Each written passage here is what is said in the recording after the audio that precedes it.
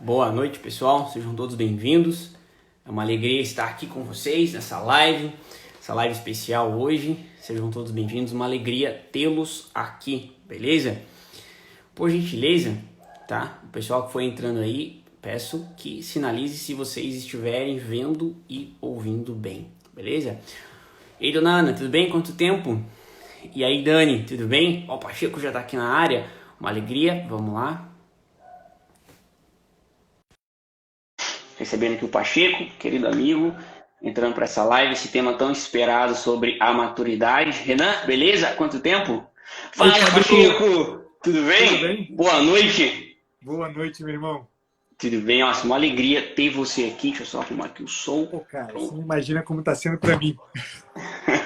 Pacheco, o som tá aí, tá ok? Tá saindo bem? Tá saindo super bem, cara. Imagem maravilhosa também. Dá Beleza, para ver obrigado. até suas rugas.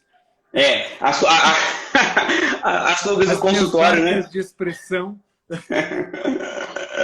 Eu tava assistindo a tua live a última live tua com o Ítalo, e aí vocês estavam falando do rosto, né? O rosto, né? Tudo a ver, né? O rosto tem tudo a ver, né? A marca digital da pessoa, né? É verdade.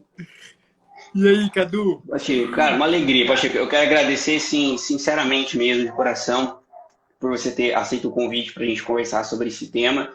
Eu sei que é um tema muito caro, né? E assim, o convite, ele parte de um lugar duplo, Pacheco. Ele é interessante, como eu te conheci, tá? E assim, falar brevemente, porque não é conversa de sanguíneo, tá? Mas tem a ver com o tema da nossa live. Quando eu te conheci, eu conheci primeiramente por conta do Lucas, né? O Lucas, que faz parte lá da supervisão. Eu conheci ele lá no curso do Ítalo em novembro, né? No curso lá em São Paulo. E aí, partilhando, falava do Pacheco, né? E olha, e de tanto o Lucas falar, vamos dizer assim, por testemunho dele, eu falei, cara, eu preciso ver quem é esse Pacheco, né? E eu tava ali no grupo da supervisão, eu tava conversando com a Laura, né? A Laura de BH. A gente tava partilhando porque eu conheci a Laura, né? E esses encontros assim de igreja, eu tava falando um pouco sobre a Edith Stein. E aí ela vai me perguntar algumas coisas, né? A gente estava partilhando. Eu falei, Laura, olha que alegria, né? E eu perguntei para Laura, Laura, como que você chegou até o Pacheco? Aí ela estava me dizendo que ela teve a oportunidade, a honra, né, de acompanhar o professor Miguel, né? Ela foi acompanhada por ele, né, em um dos Sim. trabalhos. E ela falou assim, Cadu, o Miguel e o pessoal lá, assim, tinham um grande apreço pro Pacheco e dizia assim, olha, o Pacheco é crânio. Falei, cara, se o Miguel tá dizendo que o Pacheco é crânio, não é? Eu falei, caramba, Laura, sério? Eu não sabia. Olha que ideia, eu não sabia que o Pacheco era tão crânio assim, né? E por que eu tô dizendo isso, Pacheco? Olha que interessante, né?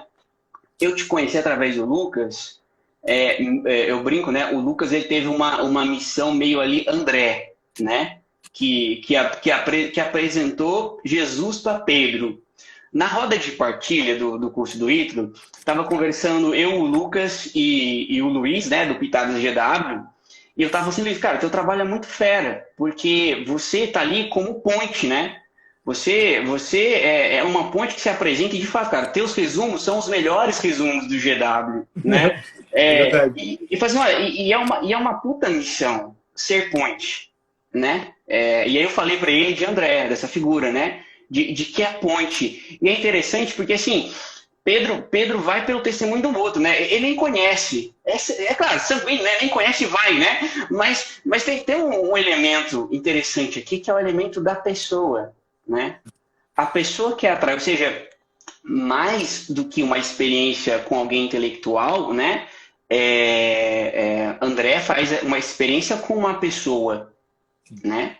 E o convite de André a Pedro, ou seja, o que André aponta a Pedro é uma pessoa. E é interessante, né, que eu entrei desejosamente no grupo da tua supervisão pela pessoa.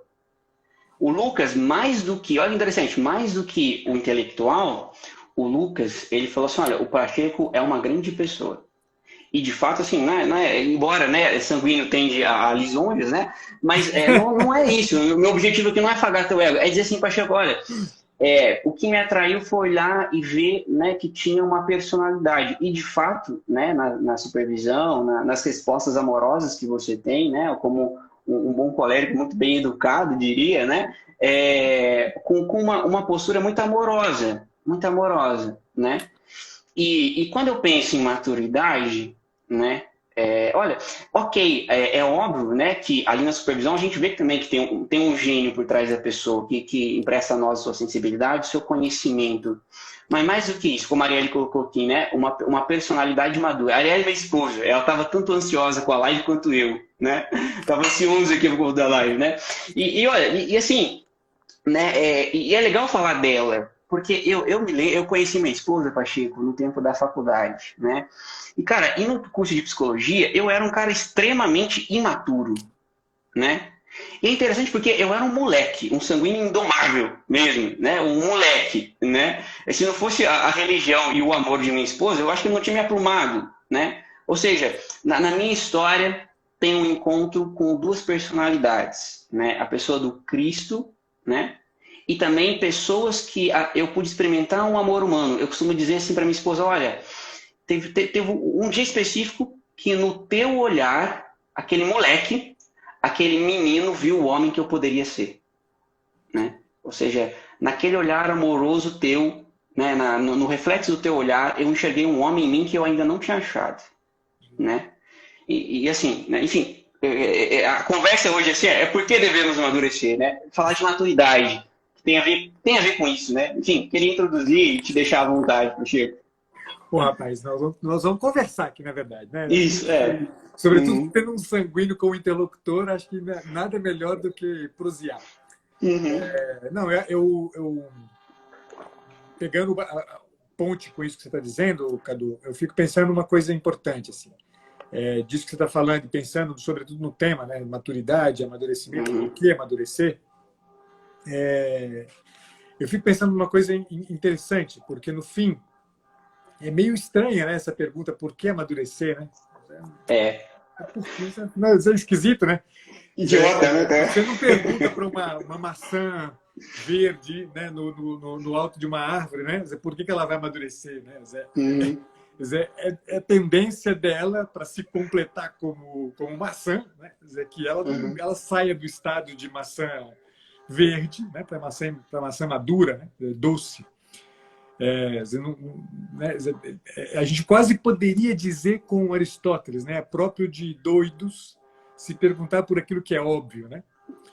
No entanto, é mais do que urgente essa pergunta, né? Sobretudo é mais do que urgente essa pergunta quando a gente se dá conta do que acontece, né, com a gente. Quando a gente começa a prestar atenção, né, na dinâmica que leva a gente ao amadurecimento, a gente se dá conta de que há uma enorme distância entre como a gente amadurece e como uma maçã amadurece. Eu gosto muito de uma expressão do Gabriel Marcel, um livro dele que agora me falta o título dele na memória, mas tem um livro dele no qual ele fala, né, um pouco sobre o drama do pós-Segunda Guerra Mundial. O Gabriel Marcel é um grande filósofo francês, né, do personalismo francês, e ele vira, num determinado momento, ele fala, olha, a gente precisa saber distinguir os processos de hominização dos processos de humanização, né? Processos de hominização são processos nos quais a gente amadurece como uma maçã amadurece. Ou seja, né, tem uma certa dinâmica natural, né, que inevitavelmente irá ocorrer. Basta que haja, né, um conjunto X de estímulos, né, os estímulos básicos, e a gente amadurece, né, do ponto de vista das nossas capacidades motoras, do refinamento, né, das capacidades motoras. Basta que haja alguns estímulos do ponto de vista de atividade e a gente consegue adquirir uma certa força física.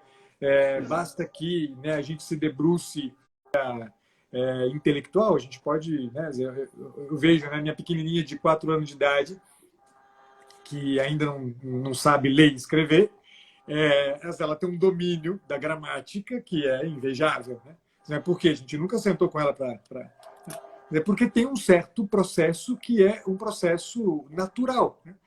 O convívio com a língua faz com que eu aprenda a língua e aprenda certas regras e meio que introjete essas regras sem necessariamente ter acesso à regra explicitamente, né? Tout court. Sim. Tanto que é simpático, né? Por exemplo, quando você vê uma criança dizendo eu ovo, né? Apesar de parecer errado, né? No fundo, trata-se de alguém que introjetou adequadamente, né? Processos linguísticos, né? Se você pega a maior parte das conjugações verbais, eu tenderia a pensar que se o verbo ouvir, né? Se o verbo é ouvir, ou seja, processos de amadurecimento do ponto de vista da nossa natureza, e vamos lembrar que a gente tem, né, pelo menos 2 estratos da nossa dimensionalidade, eles obedecem às leis de causalidade, eles obedecem às leis da natureza, né? Ou seja, obedecem, portanto, né, a ideia de causa e efeito, né? Quer dizer, se eu estimulo de uma determinada maneira, eu terei um determinado efeito, é inevitável que seja assim. De forma que, né, quando a gente vê a coisa desse jeito, né, a gente entende que não é tão, né, óbvio assim perguntar-se por que amadurecer. Né? Sim. Porque quando a gente está falando da maturidade humana, e vamos pensar aqui que a maturidade humana pressupõe, tal como uma maçã, ela será totalmente maçã, perfeitamente maçã, quanto mais doce ela for, quanto mais vermelha ela for.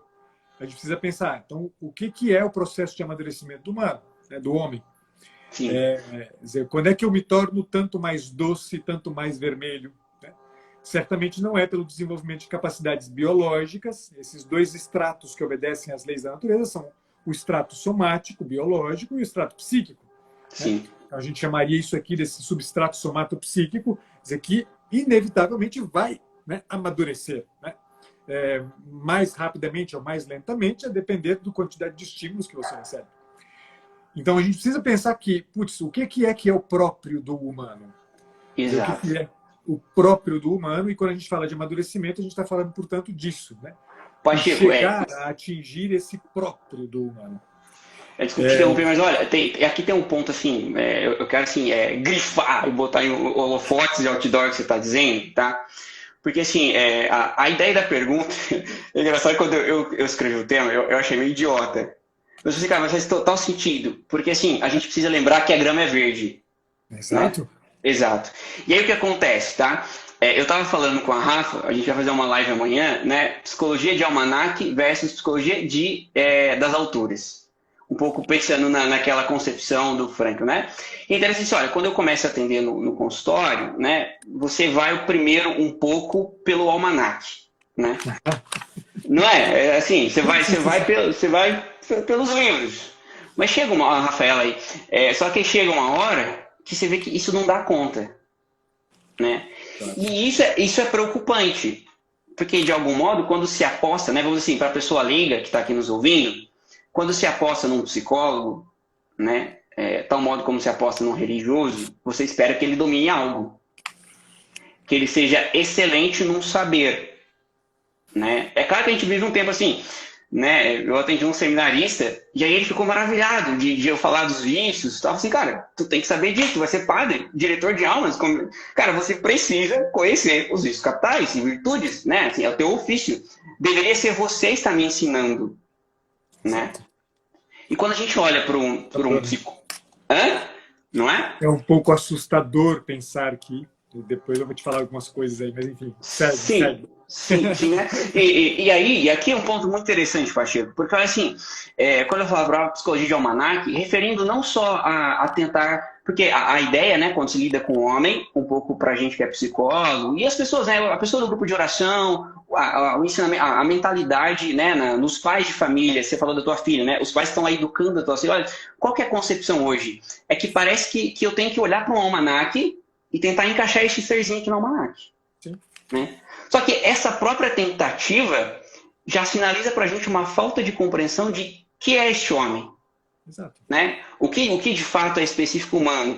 Eu gosto muito desse termo de jornada, né? Entendendo o processo de maturidade, e aí eu gostaria que você apreciasse essa ideia, né, Pacheco?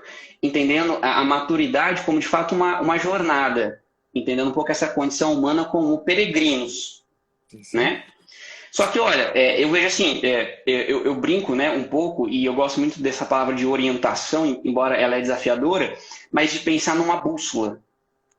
Eu entendo muito esse caminho como quem ajuda no consultório, da gente que ajuda a pessoa a encontrar um pouco este norte, porque parece, né, e é de fato, que as pessoas estão batendo a cabeça, elas têm dentro dela a maçã, ela tem esse desejo de ver, né, ela tem esse desejo, como você dizia muito bem na live lá, Cuito, de durar, ela tem essa sede de por sentido, como o Frankl nos mostra, mas quando você olha para a realidade, parece que a gente está estacionado numa visão humana e que compreende, e que é importante, antes de falar de maturidade, mostrar o teto, né?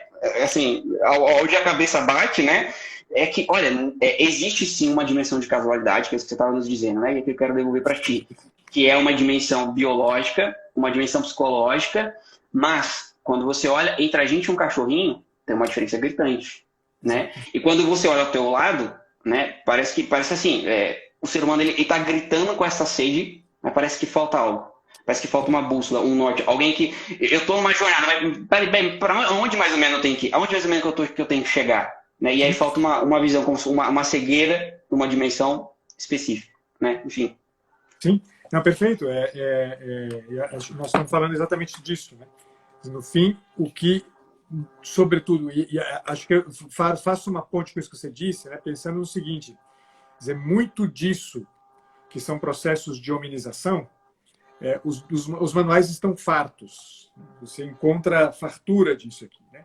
Então você vai ver, é absurdo, por exemplo, a gente poderia fazer aqui, né, só abrir um parêntese, uma pequena digressão, mas é absurdo que num curso de psicologia 100% da grade de formação de um psicólogo se dedique a esses dois substratos. É absurdo, é totalmente absurdo, né? Porque, no fim das contas, o que a gente forma num curso de psicologia são veterinários. Né? Exatamente. É disso que se trata esse tipo de olhar. Ah, não, mas no curso de psicologia tem filosofia.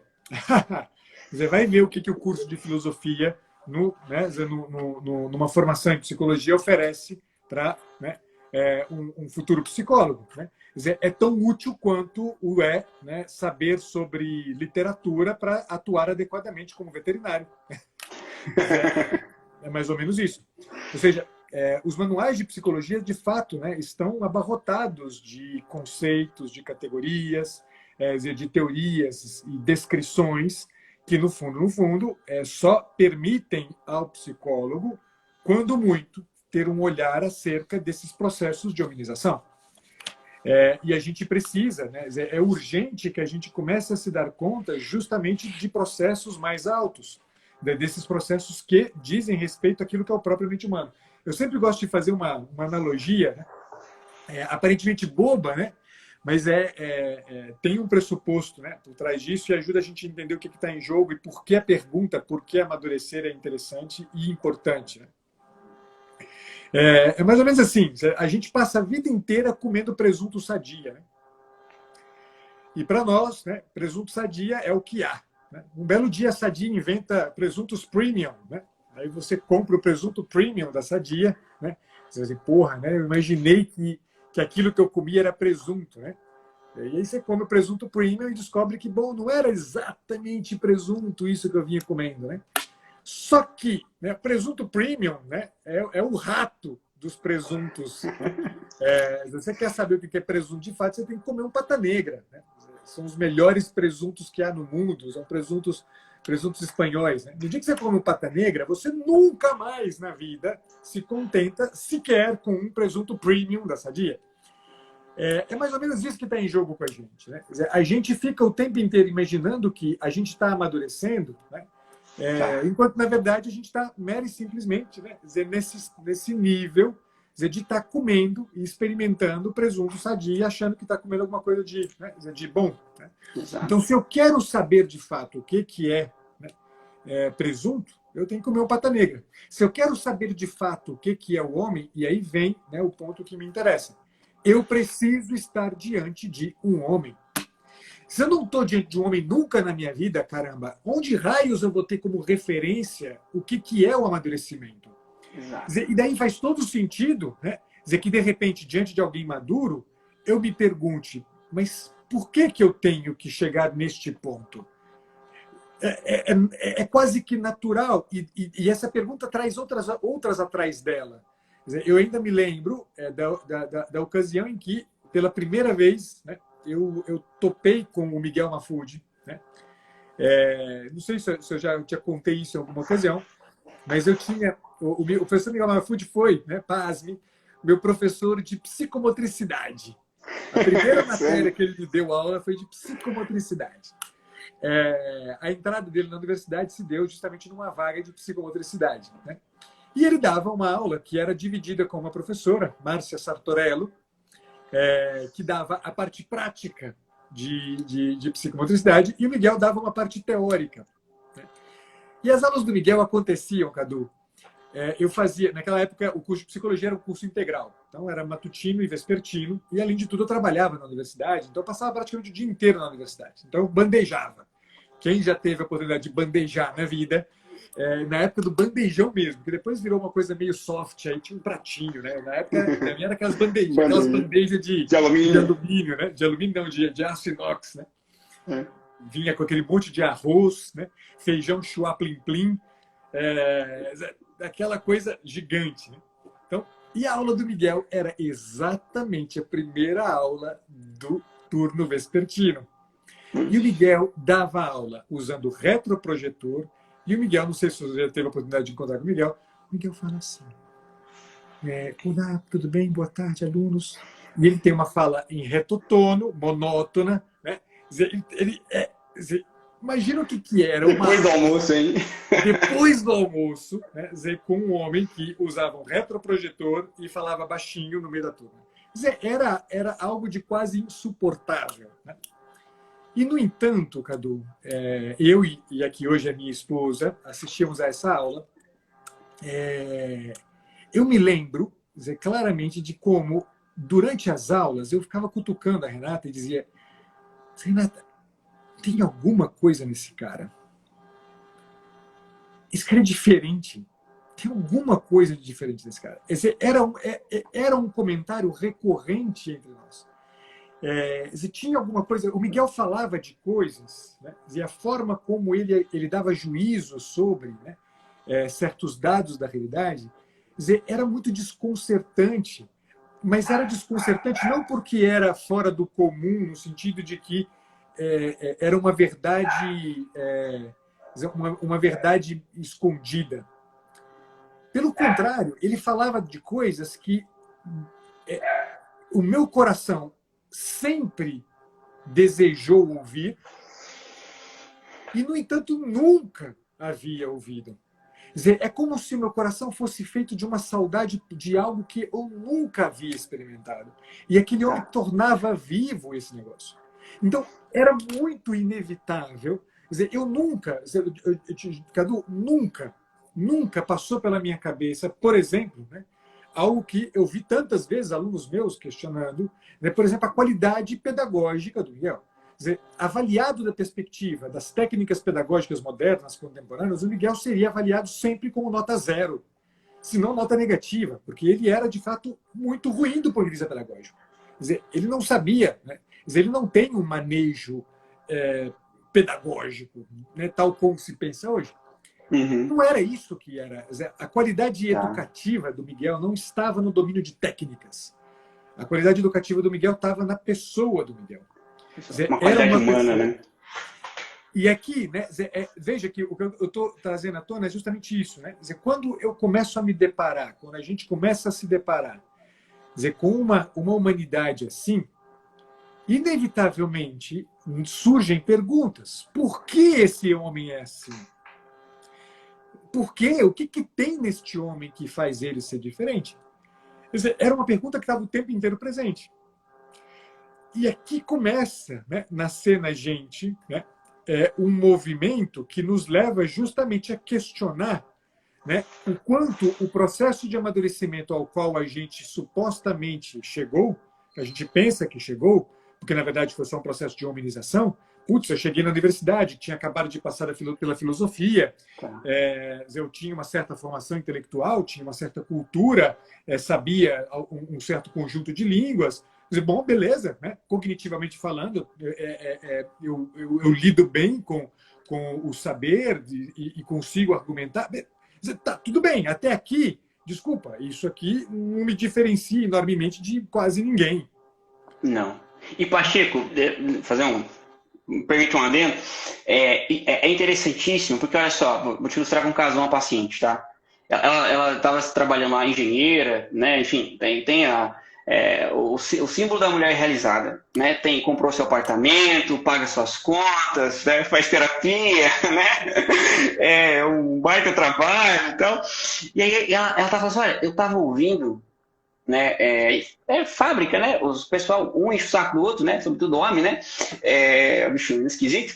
E aí, um tava enchendo o saco, e a tua filha? Daqui a pouco tá namorando, né? Aí ele falou assim, não, minha filha não vai namorar.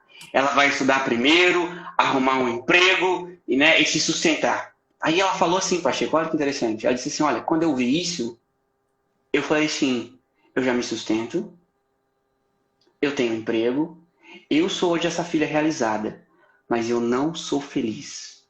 Ou seja, a humanização aconteceu, mas parece que ainda falta algo. Exato. Né? Exato.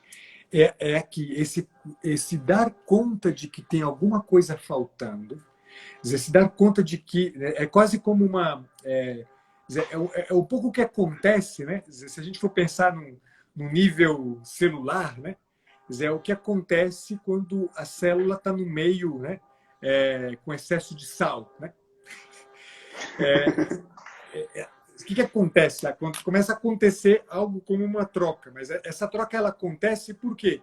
Quer dizer, tem uma diferença de potencial entre o meio externo e o meio interno. Né? E aí, no caso da célula, acontece assim, né? Essa diferença de potencial faz com que haja uma troca, né? Entre o que está lá fora e o que tem aqui dentro. Quer dizer, é mais ou menos isso. Quando a gente se dá conta de que tem uma diferença de potencial, quer dizer, que tem um vazio, tem uma lacuna, tem um vácuo dentro de mim que, por outro lado, né, este que está na minha frente, né, tem este vácuo preenchido de alguma forma por não sei o quê. Por não sei o quê. Gera em mim um movimento de atração. Né? Eu sou atraído por aquilo ali. Eu sou levado em direção àquele negócio. Eu me lembro, Cadu, que o Miguel passou a ser quase que eu estou usando uma palavra pesada, né? Porque no meio de psicólogos usar essa palavra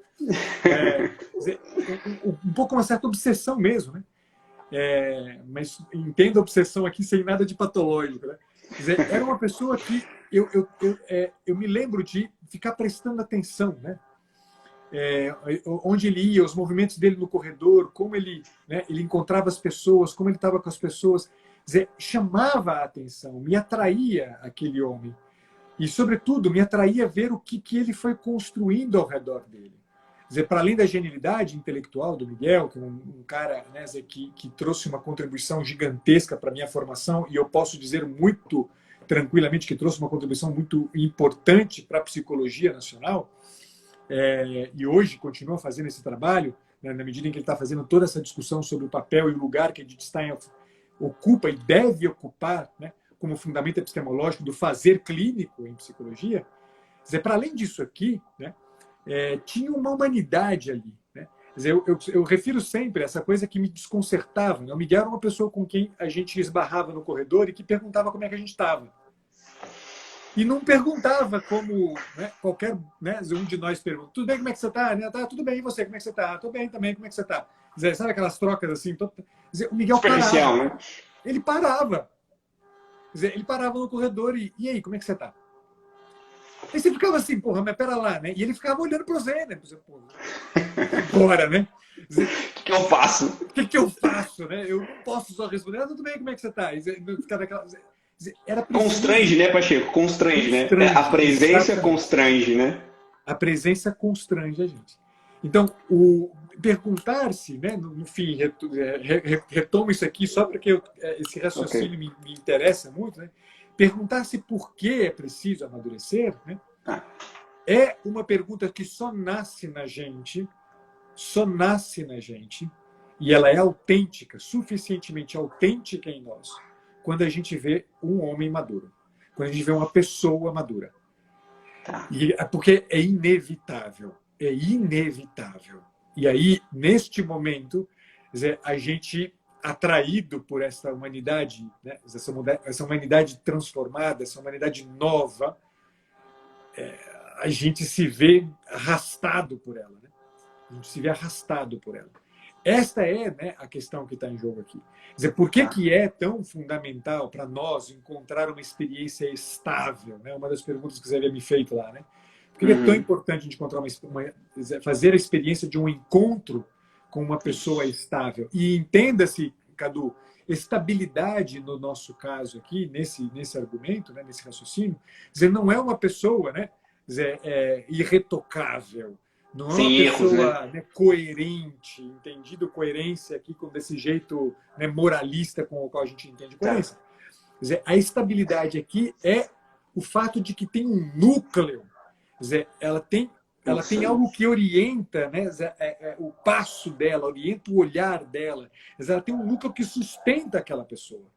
Eu me lembro, claramente, no dia em que eu perguntei para o Miguel, numa conversa de quase 2 horas no gabinete dele na universidade, uma conversa que foi aqui, com a qual começou o meu curso, o 7º período na verdade, no 8º período de psicologia.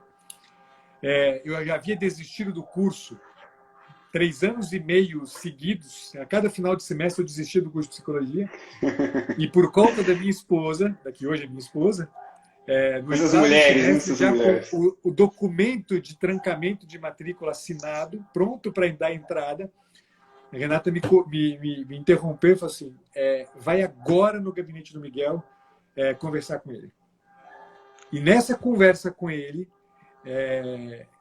essa conversa terminou, né, com justamente eu perguntando para o Miguel, cara, por que você é assim? E aí ele me virou de costas, ele tinha a mesa dele era uma mesa cheia de papel. Quem conheceu o Miguel deve se lembrar dessa. A mesa dele era uma mesa absolutamente abarrotada de papéis. Tinha papéis e livros, era uma coisa, né, desordenada, assim, né? Uma desordem para quem via, porque para ele era uma ordem impecável.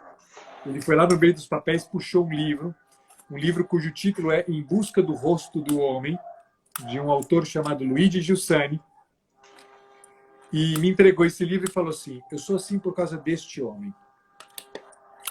Leia esse livro, depois a gente conversa. Simples assim. E eu me lembro que eu fui para casa, eu devorei esse livro. Devorei esse livro em coisa de 3 dias.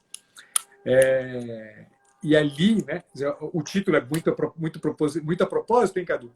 Em Busca do Rosto do Homem. Nesse livro, tudo que está em jogo ali como o centro, o núcleo desse livro, né, o centro desse livro é exatamente que a gente só consegue efetivamente entender quem a gente é quando a gente encontra o homem com H maiúsculo. E este homem, né, é um homem que tem nome, chama-se Jesus Cristo. Sem a experiência concreta de um encontro com um rosto que se revela num olhar, como o olhar do Miguel, num abraço como o abraço do Miguel, num tipo de atenção ao humano como era a atenção do Miguel. Quer dizer, a estabilidade daquele homem não estava na estabilidade da sua vida afetiva. A estabilidade daquele homem estava exatamente no fato de que aquele homem era dominado pelo encontro com Cristo. Isso aqui faz toda a diferença. O Miguel era o professor que era, o Miguel é o intelectual que é, o Miguel é o psicólogo com a contribuição enorme que vem trazendo para a psicologia nacional. O Miguel é o homem que mudou a minha vida e a vida de tantos que encontraram com ele, não porque seja um homem do ponto de vista afetivo estável e bonitinho e bacana, Quem conviveu de perto com o Miguel sabe que ele não tem nada de bonitinho e de bacana. É um homem como qualquer um de nós, difícil, de trato difícil, como qualquer um de nós, ué. Mas é um homem cuja estabilidade é toda ela definida pelo encontro com Cristo. Toda ela definida pelo encontro com Cristo. Aqui faz toda a diferença, Cadu. O rosto do homem que a gente busca não é o rosto que eu encontro num ícone. Não é o rosto que eu encontro numa imagenzinha, num quadro pendurado na minha parede. Não é o rosto que eu encontro numa imagem que eu tenho na minha mesa. O rosto do homem que eu busco para que eu possa amadurecer, para que eu possa chegar nesse processo de ser uma maçã doce e vermelha, verdadeiramente doce e vermelha, é exatamente um rosto que eu encontro quando eu troco o olhar com você. É preciso ter a experiência humana do encontro. Porque o método cristão não é outro, cara. Não é outro. O método cristão é exatamente esse. Quer dizer, o verbo se fez carne e habitou. E veio montar a sua tenda no meio da gente. Ou seja, com isso ele instaura o método. O método é o encontro pessoa a pessoa. A terapia, o processo terapêutico, o processo de amadurecimento que acontece na terapia não é outra coisa. Quer você seja um psicólogo cristão, quer você não seja um psicólogo cristão, saiba, meu amigo, que você será tanto melhor psicólogo quanto mais aquilo que você comunicar não for a sua humanidade quebrada, porque o é, mas for exatamente a tua humanidade quebrada, ansiosa pelo encontro com alguma coisa de estável que só é possível de ser encontrada no homem completo. No homem. Pacheco, sensacional. Eu tô aqui como sanguíneo tentando me conter para ser educado. Não se contenha, porque eu também falo demais. Mas olha só, Pacheco, isso aqui você tá falando sensacional. E assim, não sei se a gente vai fugir ou não da live, não sei, mas olha só. Isso aqui é. Porque, Pacheco, né?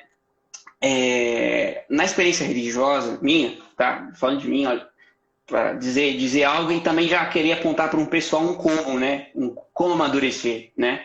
Eu vejo algo muito interessante que foi justamente assim, porque quando a gente pensa em religião, muito se pensa em algo que virou hoje cagação de regra. Exato. Que busca, assim, eu gostei demais como você e o Ítalo trabalharam lá, né? Ou seja, tentar um negócio muito aparado que acaba conduzindo o homem para uma soberba. Sim.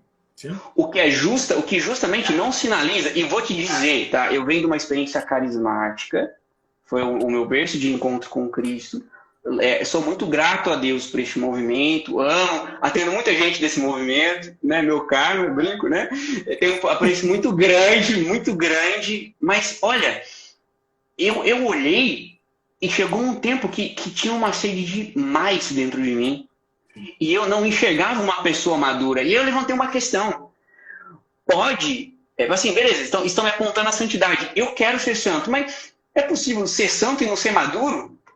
Porque quando eu olhava a vida, eis o ponto, quando eu olhava a vida, né? E é engraçado, porque assim, eu defendo o Ítalo de unhas e dente, né? O pessoal fala, perto de mim, você pode xingar a mãe, mas não xinga o Ítalo, brincando. Não, xinga minha mãe não. Não tolero xingar minha mãe, Mas, cara, por quê? Porque você olha...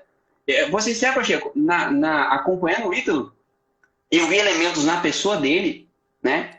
Eu falei pra você, né? Tinha uma live tua com o Ítalo, que depois da live de vocês eu fui pra missa e eu fiz uma experiência com o Cristo, como jamais nunca tinha feito.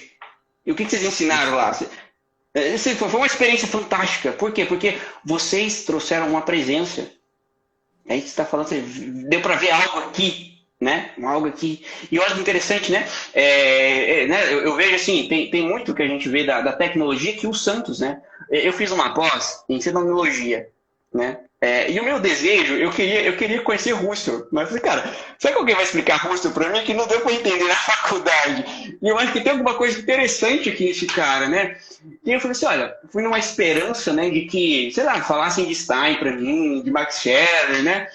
E aí, assim, só me apresentaram o Heidegger, John Paul Sartre, né? E pelo menos, assim, eu ouvi falar do Kierkegaard, né? E na graduação, a Ana, né, que foi a minha professora de fenomenologia, ela tinha um apreço muito grande por Kierkegaard, mas era interessante. Ela tinha uma presença, ela foi para mim o que o Miguel foi para ti, né? E aí, eu com o padre, né, a gente fez uma dupla, a gente foi fazer o TCC com ela. E ela deu pra gente um tema, né, que a gente desenvolveu no TCC, que foi muito interessante, que foi a partir do pensamento de Kierkegaard, mas analisar o encontro de Jesus com os discípulos de Emaús. Tá? E ali, né, a minha grande inquietação foi assim, olha, aqui tem um modelo do terapeuta, do papel do terapeuta. Aquele que vai ao encontro como um estranho, não é assim? Né? Que chega como estranho, que chega como quem não sabe de nada, mas interessado no que está se dizendo, né? E que aos poucos vai sendo convidado, aos poucos vai ser convidado, né? E mesmo sem a pessoa perceber, tu vai ali fazer um caminho, né? E chega uma hora que algo da pessoa se revela para ela e é o momento que você some. Perfeito. Né? E quando você some, é muito interessante, quando você dá espaço para aquela liberdade, a responsabilidade da pessoa aparecer, né? Ou seja, quando você...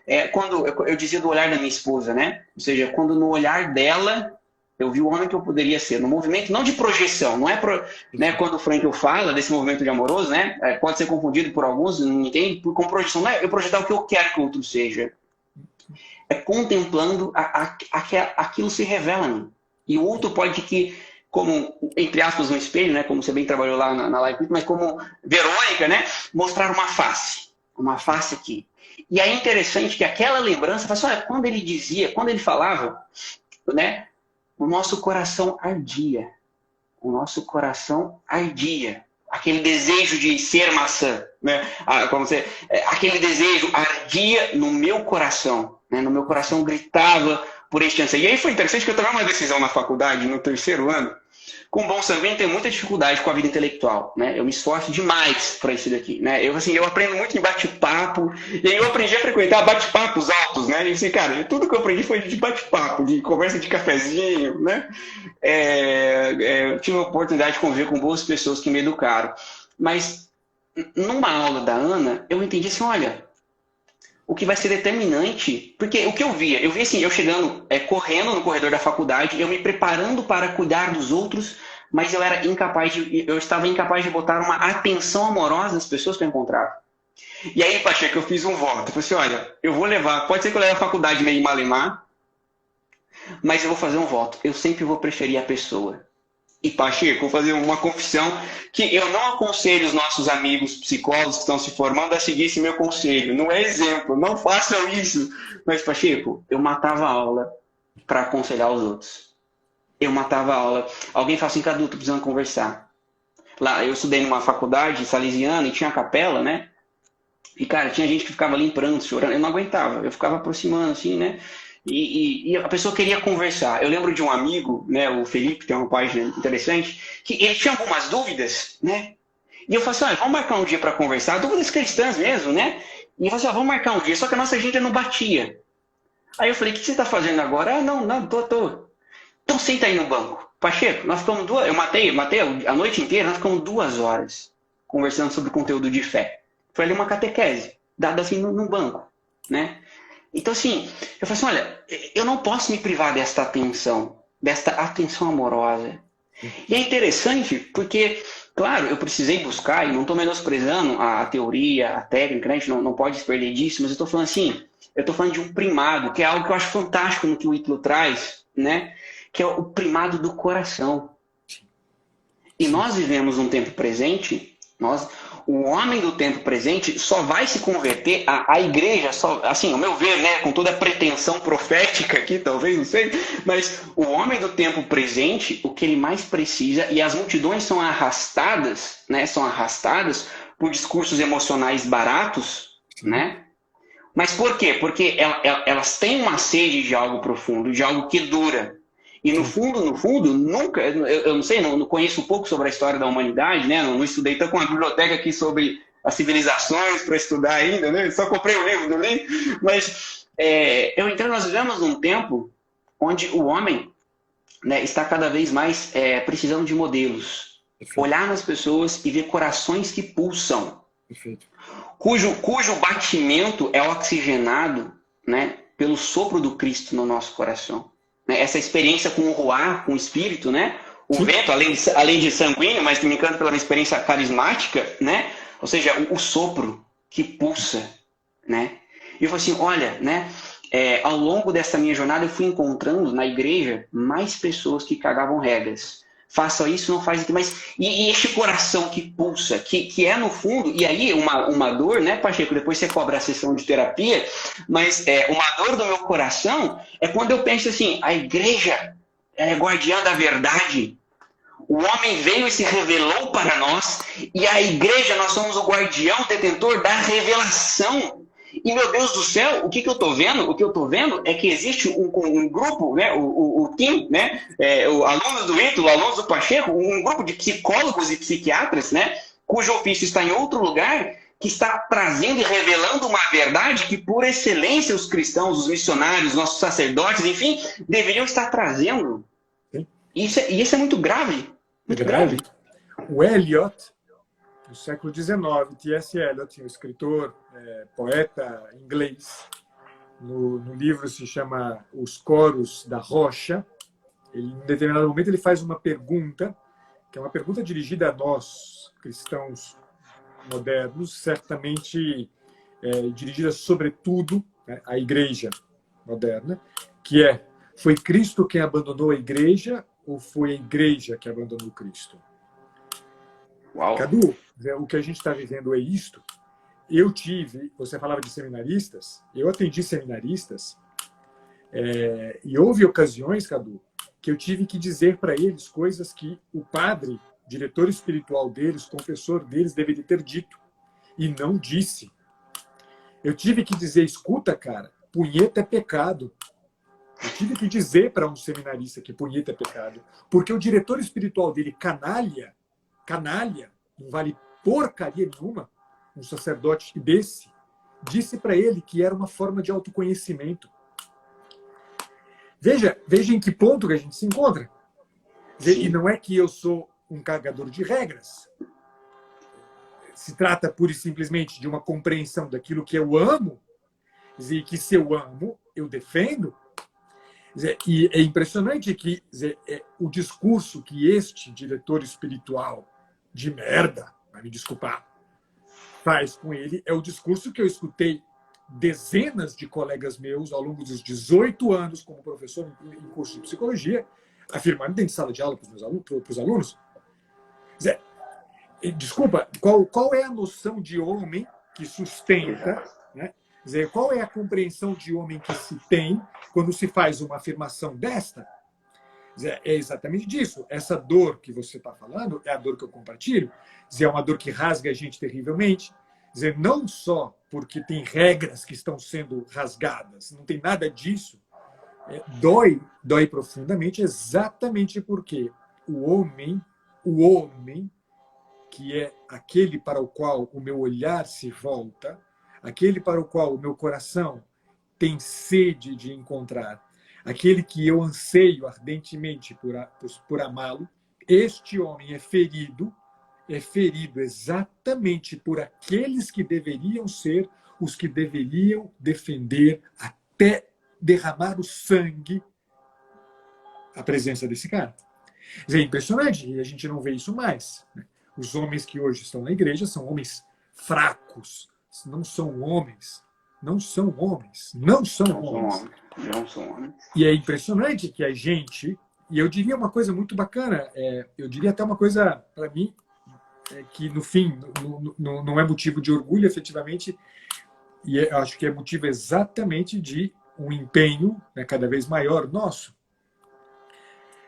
Que isso que você se referia esteja acontecendo, ou seja, que hoje psicólogos e gente que não tem nada que ver, né, com uma dinâmica clerical, digamos assim, esteja defendendo a esposa de Cristo, esteja defendendo o rosto de Cristo, esteja disposto a manifestar no mundo o rosto do homem, isto, por incrível que possa parecer, é algo que é gigante e que precisa ser defendido. Porque, Cadu, a maturidade é, no fundo, a normalidade. A maturidade é, no fundo, a santidade. O homem normal é o homem santo. O homem normal é o homem santo. Sou estranhíssimo, né? Eu tenho certeza que se tivesse colegas meus aqui agora, na época de dificuldade, eles estariam rasgando as vestes. Foda-se, me desculpa, eu estou no teu canal falando palavras. Não, é verdade, é verdade. Porque no fundo é isto. A nossa luta deve ser exatamente a luta pela normalidade, ou seja, a luta pela santidade. Mas escuta, como é que a gente pode lutar pela santidade se a gente é imaturo? Eis nosso drama. Eis o nosso grande drama. Ah, mas então quer dizer que eu só vou conseguir fazer isso se eu chegar na 12ª camada? Não, amigo. Escuta, presta atenção. Você pode ser um 4ª camada desgraçado e carregar no coração um anseio gigante pelo encontro um encontro com o rosto do homem, né? Um encontro com algo assim. E já isto é começo de sanidade. Já isto é começo de normalidade. Talvez não o seja integralmente, mas o se dar conta, o esbarrar de repente... Eu me lembro, Cadu, você falava de como você era imaturo. Eu me lembro de sentir, né, em algumas ocasiões, que o Miguel não gostava de mim, né? Eu me lembro, o Miguel não gosta de mim, né? Ele gosta mais do fulano, do Beltrano, né? Ele não me dá atenção, né? Ele não me convida para as coisas que eu não me convida para... Mais 4ª camada é impossível, né? De ficar ofendidinho, né? Quantas vezes eu me vi ofendidinho, né? Sim, né? Sim. Mas aquele rosto, né, manifestado naquela forma de olhar do Miguel, aquilo me atraía. Enquanto eu não pudesse ser pelo menos parecido com ele, não estava certo. E eu te conto uma última coisa. Tá, legal. Quando eu terminei minha graduação, eu vim para Ribeirão Preto para fazer meu doutorado, e a minha esposa hoje, não era então, ela foi fazer o mestrado com o Miguel. Eu terminei o doutorado, voltei para Belo Horizonte e minha esposa veio para São Paulo para fazer o doutorado dela. Eu conheço a minha esposa há 25 anos, a gente só se casou há 10. Essas coisas, né? Eu fui para fora, fui morar em Paris, bom, enfim. E quando eu fui para Belo Horizonte, eu dei aula na PUC Minas, na PUC de Betim. E a minha esposa tinha dado aula lá. É mesmo? E enquanto eu estava fazendo o doutorado, ela dava aula lá. E eu dei uma disciplina no 10º semestre de psicologia da PUC Betim. E no meu primeiro dia de aula, eu terminei a aula, eu estava saindo de sala, uma garota me parou e falou assim: professor, dá licença, o senhor conhece a Renata? Eu disse: conheço, uma grande amiga. Renata Araújo? Você é minha grande amiga. Professor, que impressionante! Você fala igualzinho a Renata. Como assim, né? Mas no fundo, e é disso que nós estamos falando, no fundo, eu falava, e a Renata falava, igualzinho ao Miguel. Olha só. Era uma identificação que chegava a este nível, entende? Sim, né? Muitas vezes é uma imitação assim. Exato. Uma imitação assim. Eu imito o jeito de falar, eu imito o jeito de olhar, até o momento em que a gente vai se conformando a esse rosto. Por isso é tão importante, por exemplo, né, uma frase do Didaquê que eu tenho repetido muito recorrentemente: contemplai todos os dias o rosto dos santos e tirai proveito de suas palavras. Contemplai todos os dias o rosto dos santos, ou seja, contemplai todos os dias o rosto das pessoas maduras. e tirar proveito das palavras dessas pessoas maduras, das pessoas normais, dessas pessoas que não são histéricas, dessas pessoas que não são neuróticas e mentirosas. Contempla todo dia. Ainda que você seja um neurótico, histérico, mentiroso, contempla todo dia o rosto de quem não é assim. E você vai ver aos poucos, você se conformando a ele, ficando com a mesma forma dele. Ou seja, que bonito, Pacheco. A gente precisaria de mais tempo. Talvez quem sabe fazer outras lives. Mas olha, assim, aproveitando o tempo, né? Temos 4 minutos, segundo o meu relógio aqui. Desculpa, eu falei. Não, perfeito, tá ótimo. Não, eu quero bis. Mas olha que ponto, Pacheco. Eu costumo comparar esse processo de maturidade, e daqui veio a ferramenta da régua, né? A régua dos modelos, tá? Porque, olha, eu entendi assim, olha, é necessário que a minha voz apareça. Né? Ou seja, eu só posso dizer, né, quando eu digo eu te amo, mas eu me tornei um eu? Isso daqui ainda sai da minha voz. Quem fala com Deus? Né? Muitas vezes quem fala com Deus é a vaidade. Né? Eu subo lá no púlpito para pregar, eu estou falando, mas essa voz ecoa da onde? Né? Então, baseado um pouco naquele modelo do que o Olavo fala, do Museu dos Modelos, né? Não sei se você já ouviu o Olavo falar disso, que ele fala assim, olha, a vida intelectual precisa ser julgada, né? Então, o Museu dos Modelos. Então, assim, olha, eu entendi, olha que interessante. Então, eu descobri ali um atalho. Eu falei, olha, e é muito engraçado, porque eu vi o Olavo e falei, cara, aqui tem coisa prática para a vida terapêutica, né? Eu estava interessado em ajudar meus pacientes a amadurecer. E aí, eu falei assim, olha que interessante. Né? Foi onde eu fiz comigo, tracei uma régua. 5 pessoas que eu vou imitar. Que é um pouco daquela questão assim, olha, eu não canto, né? Eu cantava fora da igreja para o pessoal correr para dentro, né? Mas, na verdade, assim, já me falaram, uma paciente fona me disse assim, olha, o homem por natureza canta, você pode não ter afinação. Eu falei, tudo bem, então vai, né? Beleza, né? É verdade, não é uma paulada, é verdade. Mas olha, como é que é o processo de aprender a cantar?